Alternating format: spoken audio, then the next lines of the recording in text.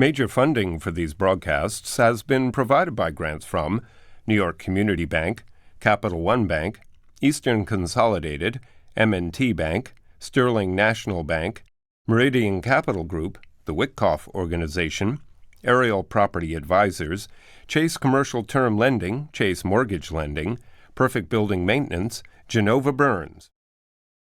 Additional funding has been provided by AKA Hotels Corming Communities, AmTrust Title Insurance Company, AVR Realty Company, Bank of America Merrill Lynch, Bank Leumi USA, Briarwood Organization, CBRE, Citizens Bank, Cohen Equities, Colliers International NYC, Collins Building Services, Connect One Bank, CPEX Real Estate Services, Dime Community Bank, Douglaston Development, Levine Builders, Flushing Bank, Friedman LLP, Handro Properties Handler Real Estate Organization, Hodges Ward Elliott, Inc., iFunding, Investors Bank, James D. Kuhn Real Estate Center at Syracuse University, Kilroy Architectural Windows, Madison Realty Capital, Matone Group, Mercantile Commerce Bank, New Banks, Newmark Grubb Knight Frank, People's United Bank,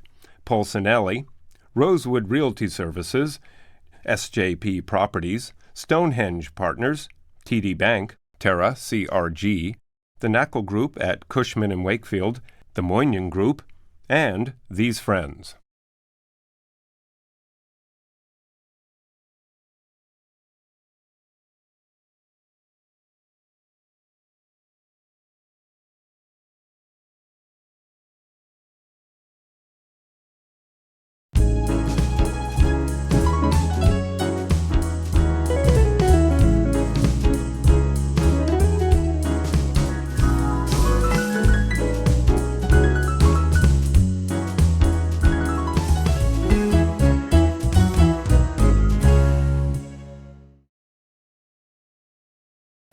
Pittsburgh, Pennsylvania, Brooklyn, New York, Brooklyn Tech, engineering, the military, City College, both sides, downtown, uptown, freelance writer, Saturday Evening Post, gets a job in 1969 and stays there for 35 years, decides to write a couple of books, not a couple, 9, decides to run for president.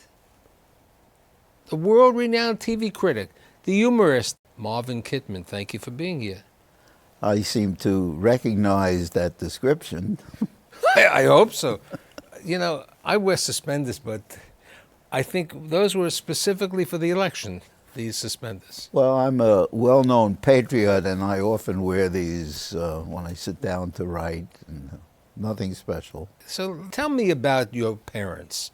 How they arrived from the old country to the new country.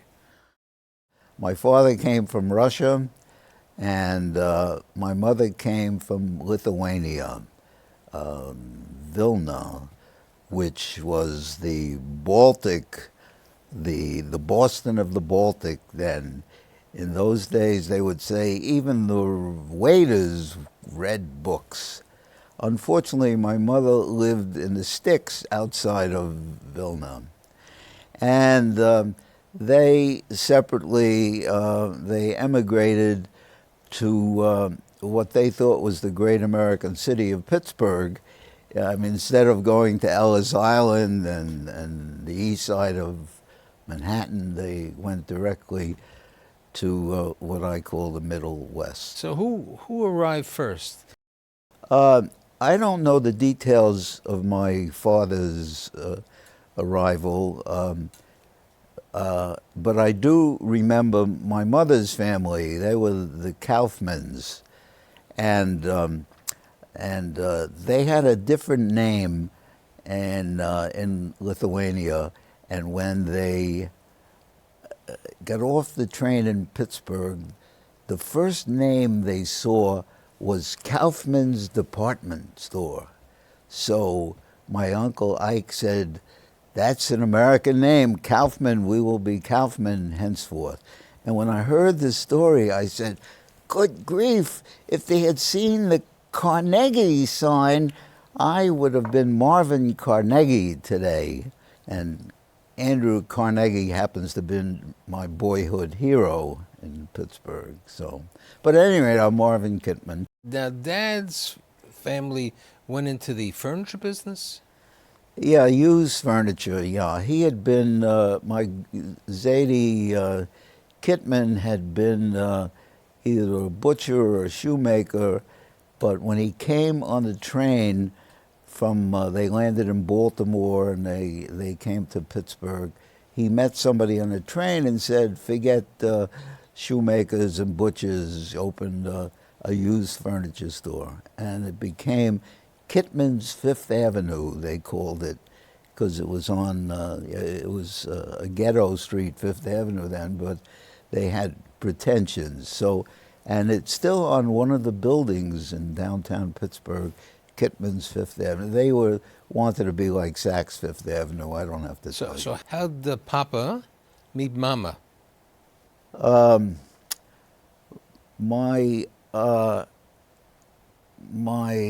father had three sisters, and they were always looking to be like a dating service, so they had a friend named Rose Kaufman who was in nurses training school, and they put my mother and father together, and the rest was history. Now, you said to me your dad didn't really want to be in the used furniture business. He wanted to be a professional. Right, he wanted to be a white-collar worker, and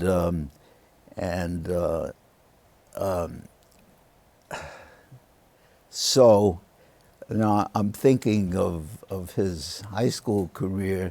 He actually wanted to be an engineer also. And in the last term in Shenley High School in Pittsburgh, he had a fight with an English teacher, and the English teacher wanted him to apologize. And he was a man of principle. He was not going to apologize. So as a result, he could not graduate, and he could not go on to be an engineer. But the second best thing was just to be a white-collar worker, and he got a job at Western Union in Pittsburgh. And he wanted to wear a suit and a white collar. Now, fortunately, he got the job at Western Union, as you said to me, because it was the height of the Depression, and there was an opportunity to move to Brooklyn, New York. Well, it was New York. Western Union was shifting his department to Hudson Street. New York, to 60 Hudson Street. The famous Western Union building is still there. And we were faced with a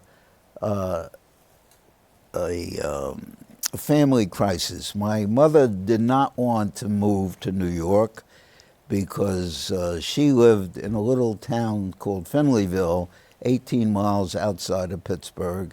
It was a coal mining town, and her mother, Bubby Kaufman, was what they used to call a cripple. Now it's a handicapped person.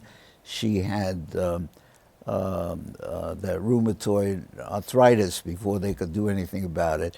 And my mother said she would only move to New York if she could spend 6 months a year in Finleyville taking care of her mother. So that was the deal that the family made. The advantage of moving to New York, in many of the finer Pittsburgh and Finleyville families would send their children to Switzerland for education, but my family decided to emigrate to Brooklyn so I could have the advantages of a fine education, and I can develop a real good accent compared to the Pittsburgh accent. But you told me the deal that Pop made with Mama, she had to go back to visit her mother and spend a couple of months there. So young Marvin would have to take his shoes off? Well, that was a problem because when I went to Finleyville, all the kids went barefoot there. Now, I had been in, civilized living in Brooklyn, and And I had to in the learn Bensonhurst in neighborhood. Bensonhurst. Yeah, that's the posh neighborhood we moved to. And so when I went to Finleyville, I had to learn how to walk barefoot there. Now, I don't know if you've ever been in western Pennsylvania in the coal country, but it gets very hot there. And the roads have a lot of stones and glass and everything. And it would take me half the summer to learn how to walk on that, the pebbles and the rocks and the glass.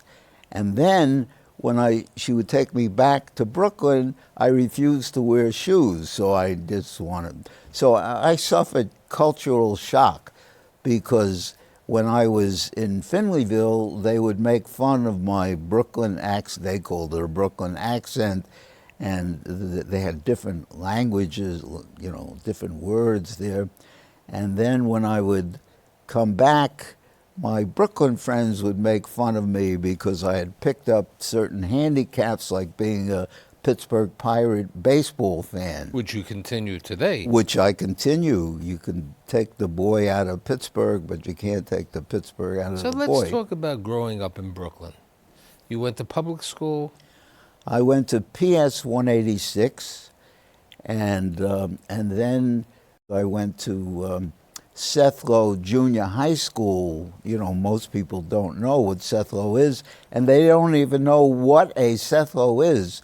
But as a historian, I did research. Seth Low was the mayor of Brooklyn, who made the deal to buy join New York City to become another borough, and I think that he really sold out. So, how do you, the kid who's at Seth Low, go to Brooklyn Tech? Well, as my father wanted to be an engineer, so I thought that I would be an engineer also. So I took the entrance exam, and I was amazed that I was passed and accepted, because once I got to Brooklyn Tech and about being an engineer, I discovered I had two weaknesses: math and science. Two minor courses at Brooklyn Tech. And if I had persisted I was studying structural engineering at Brooklyn Tech, the bridges that I would build would fall down.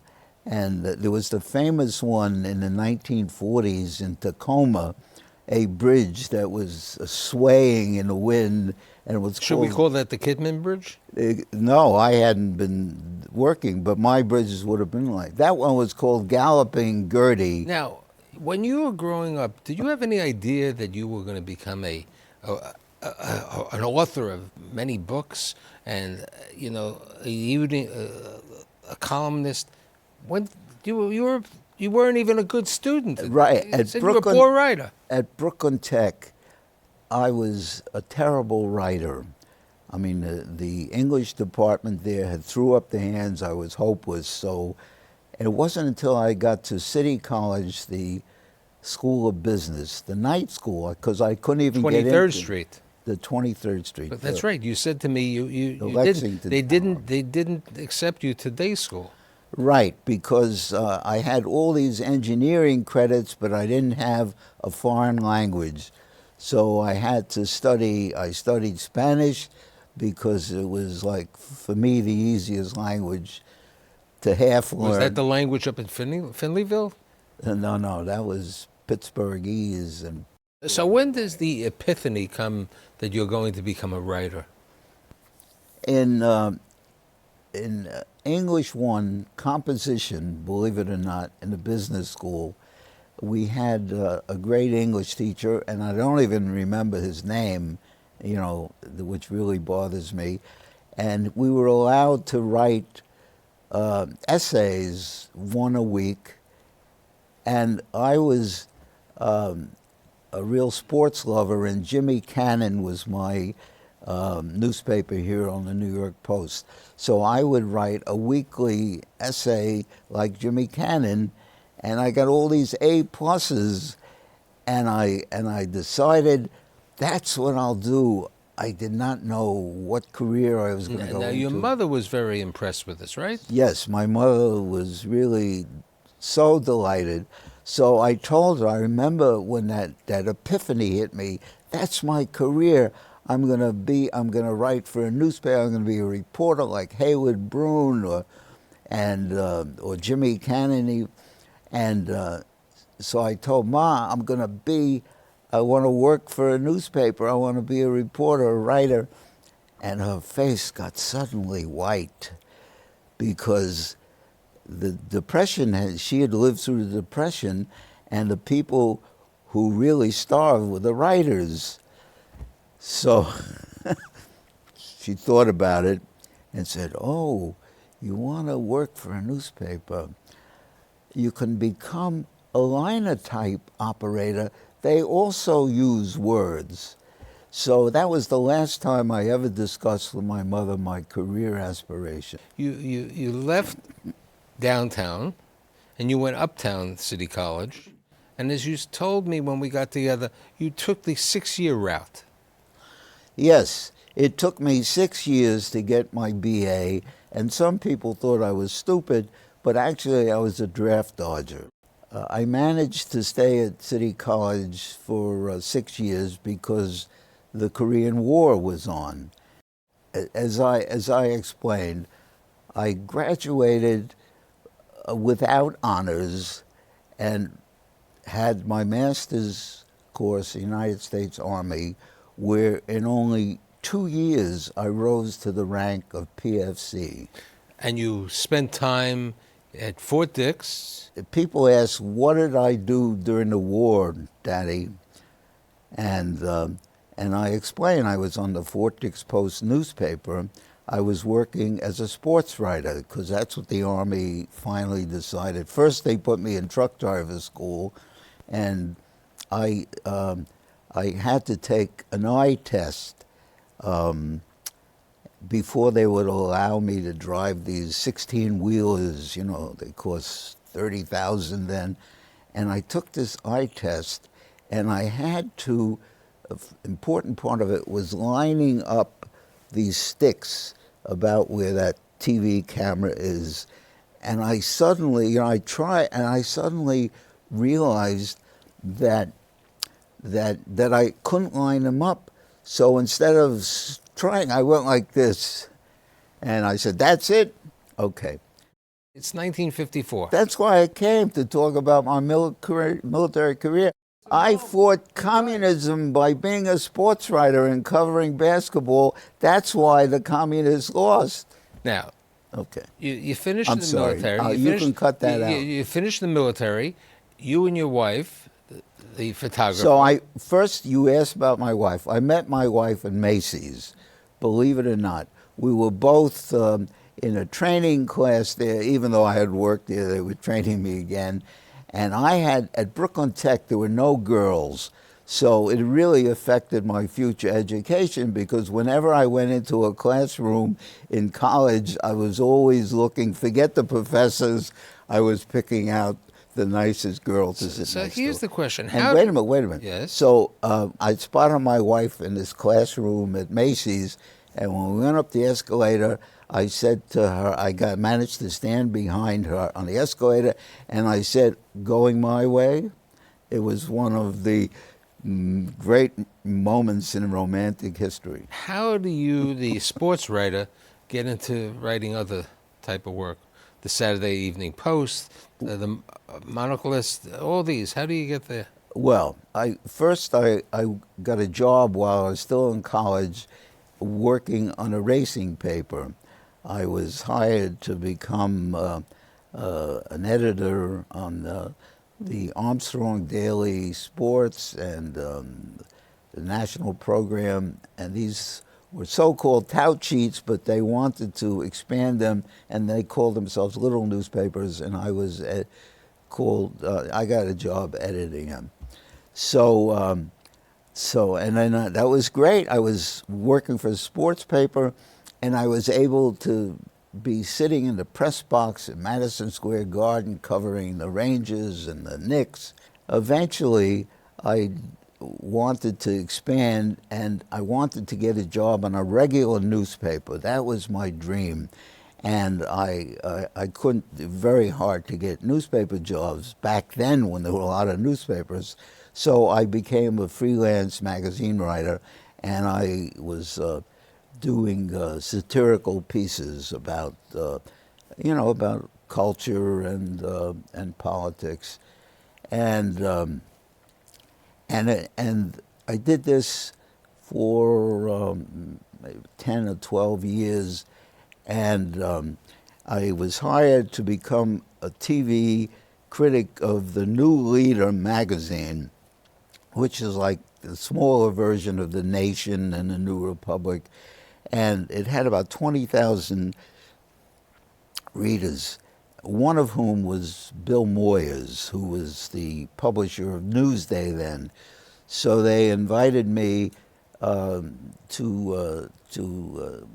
work for the newspaper, and I said I need some time to think about it. So it took about a minute, and so I was then the TV critic of Newsday. December 7th. It started. My first column ran on December 7th, 1969, which was a day that would live in infamy as far as the network presidents were concerned, when they started seeing my view of television. Now, you wrote 3 days a week. 5 days a week. Okay, 3 days was syndicated, right? Yeah, 3 days syndicate, the Los Angeles Times syndicate.